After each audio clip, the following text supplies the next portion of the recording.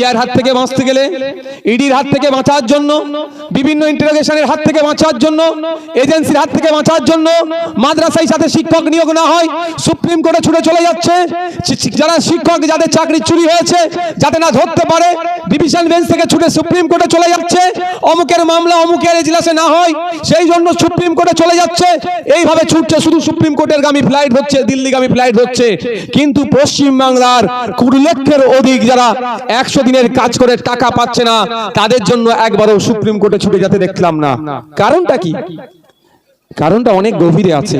এই দক্ষিণ 24 পরগনা জেলায় প্রায় 2,60,000-এর বেশি ফেক মিথ্যা জব কার্ড বানিয়েছিল, তার টাকা তুলে খাচ্ছিল। কার আমলে হয়েছে জানেন? এখন তো তিনি জেলা থেকে বড় নেতা হয়ে গিয়েছেন, জেলার তিনি দায়িত্বপ্রাপ্ত ছিলেন, তৃণমূলের সর্বোচ্চ নেতা ছিলেন। তার আমলে 2,60,000 ফেক জব কার্ড দক্ষিণ 24 পরগনা জেলায় বানানো হয়েছিল, বানিয়েছিল।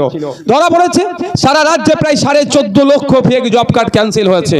তো এরা সুপ্রিম কোর্টে যাচ্ছে না কেন? বারবার চিৎকার চেঁচামেচি করছে, মিটিং মিছিল করছে। ঘটকপুকুর থেকে শুরু করে রাজধানী কলকাতা থেকেও মিটিং মিছিল হচ্ছে যে 100 দিনের কাজের টাকা নাকি কেন্দ্র দিচ্ছে না। সর্বপ্রথম আপনাদের বলে রাখি, টাকাটা যে বন্ধ করার সুযোগ পেয়েছে অপদার্থ রাজ্য সরকার, তার নেতা নেত্রীদের জন্য আজকে আমরা 100 দিনের কাজ করে টাকা পাচ্ছি না, এদের জন্য সর্বপ্রথম দায়ী এরা। দ্বিতীয়, 100 দিনের কাজের টাকা নিয়েও কিন্তু কেন্দ্র সরকার নোংরা রাজনীতি করছে, এর বিরোধিতা আমরা করি, ধিক্কার আমরা জানাই। 100 দিনের কাজের আইনে বলা আছে কোন জায়গায় দুর্নীতি হলে কেন্দ্র সেটা তদন্ত করতে পারে।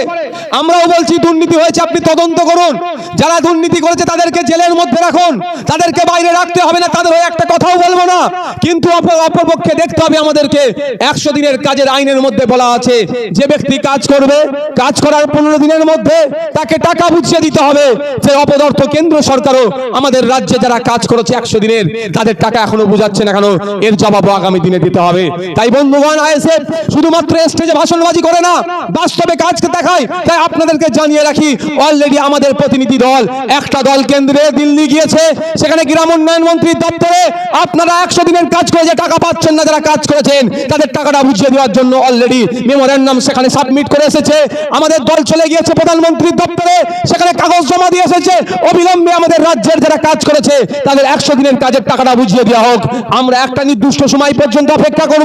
যদি প্রধানমন্ত্রীর পক্ষ থেকে, গ্রাম উন্নয়ন মন্ত্রীর পক্ষ থেকে, কেন্দ্রীয় মন্ত্রীর পক্ষ থেকে যদি টাকাটা বুঝিয়ে নেওয়া দেওয়া হয়, ভাঙড়ের 100 দিনের কাজের শ্রমিকদেরকে নিয়ে, রাজ্যের 100 দিনের কাজের শ্রমিকদেরকে নিয়ে আমরা আইনের দ্বারস্থ হব।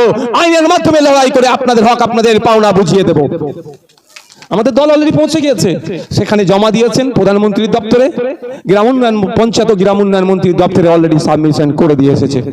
এ কাজ আইএসএফ করে, শুধু ভাষণবাজি মিটিং মিছিল করে চুপ করবো না। কিন্তু তৃণমূল শুধু মিটিং মিছিল করছে, বলছে 100 দিনের কাজের টাকা দিচ্ছে না।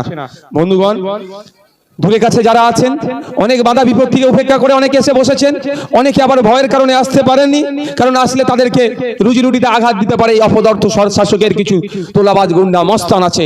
তবে তাদের এক কথা বুঝিয়ে দিতে চাই, তাদেরকে এক মাগে কিন্তু শীত যায় না।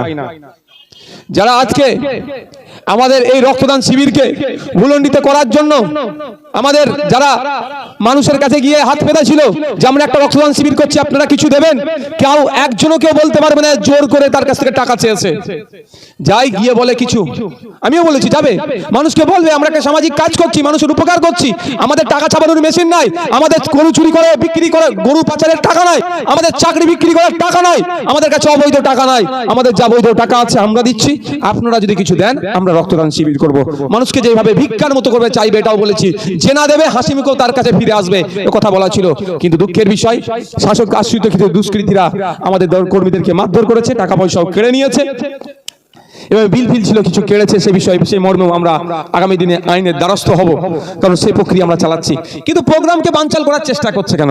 আচ্ছা, যারা প্রোগ্রামকে বানচাল করছে, এই রক্ত তার যদি কখনো প্রয়োজন হয়, তারা কি ব্লাড ব্যাংকে গিয়ে বলবে যে আমি তৃণমূল করি, আমাকে তৃণমূলেরই রক্ত দাও? বলবে একবারও? এটা আওয়াজ দিলে ভালো লাগে, বলবে? তারা কি বলবে আইএসএফ এর রক্ত আমার লাগবে না? তারা কি বলবে এই প্রাণগঞ্জের আইএসএফ এর যারা রক্তদান শিবির হয়েছিল ওখানকার রক্ত থাকলে আমাকে দেবে না? এ কথা বলবে না। বা বিরোধীদের রক্ত লাগবে না, এটাও বলবে না।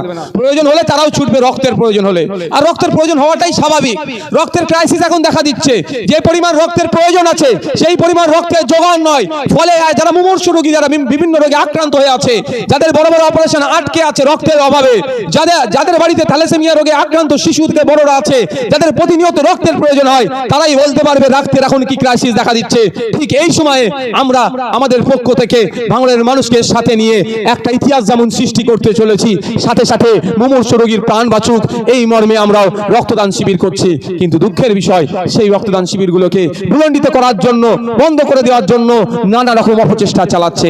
কখনো মারধর করছে, কখনো যে জায়গায় করতে ইচ্ছা করছে সেই জায়গায় করতে দেওয়া হচ্ছে না, ফলত গ্রামের মধ্যে, পাড়ার মধ্যে, বাঁশতলার মধ্যে ঢুকিয়ে দাও, ওদের প্রোগ্রামকে ছোট করে দাও, এই অপচেষ্টা চালাচ্ছে। আর এতে করে লাভটা কি ওদের হচ্ছে?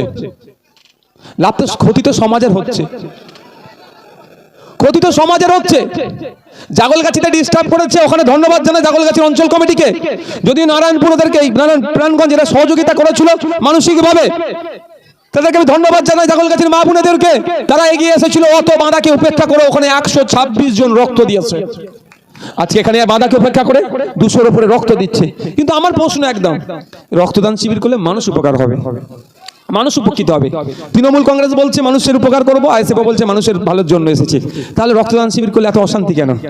অ্যাকচুয়ালি খোঁজ নিয়ে দেখুন, রাষ্ট্র সেবা করবো, রাষ্ট্রবাসীর সেবা করার নামে নিজের পকেটের সেবা করছে, নিজের পরিবারের সেবা করছে, ওই জন্য ওরা আতঙ্কিত। আইএসএফ এই ভালো কাজগুলো করছে, ওরা পারবে না আইএসএফ এর সাথে পেরে উঠতে, তারা বন্ধ করছে। রেসারেসি তো আমাদের এখানে হওয়া দরকার, কাজের নিরিখে রেসারেসি হওয়া দরকার। ওনারা শাসকে আছে, আমরা বিপক্ষে আছি, বিরোধী দলে আছি। আইএসএফ যদি ভাঙড় বিধানসভায় টানা 10 দিন রক্তদান শিবির করে, ওদেরকে টানা 20 দিন রক্তদান শিবির করে, এই রেসারেসি আমাদের হওয়া দরকার, সেটা পাচ্ছে না।